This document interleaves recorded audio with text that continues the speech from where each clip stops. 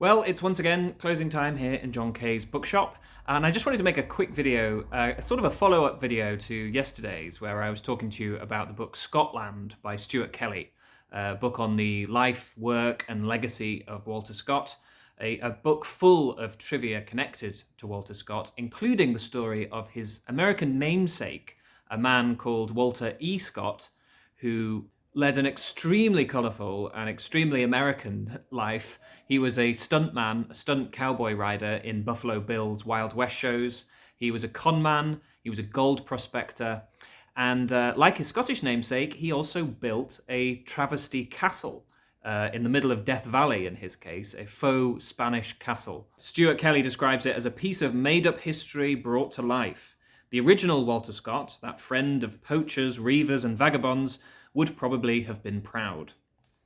And I read this and suddenly thought, I've seen Scotty's castle. Not in the flesh. I've seen a video of Scotty's castle somewhere. And sure enough, I looked it up, and there is a video on YouTube that's called A Day in Death Valley from 1944, featuring a short segment all about Scotty's castle.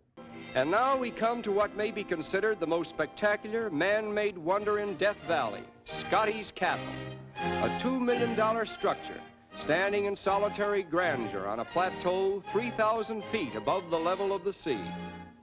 The story of this castle is like a tale from the Arabian Nights, for it symbolizes a bond of friendship between two unusual men, Walter Scott, popularly known as Scotty, and his partner, Albert Johnson, a Chicago financier who provided the funds to build this castle, as well as to finance the spectacular exploits of Death Valley Scotty. Now, the whole video is on YouTube. I'll link it below so you can see Scotty's castle for yourself, as it was in 1944.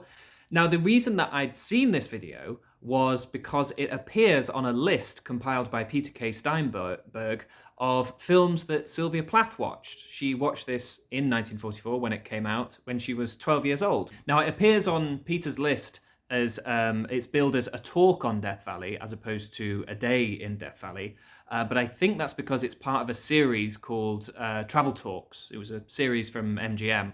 So I think that's why the title's slightly different. Hopefully I'm not wrong and there isn't just another short film on Death Valley that came out in 1944.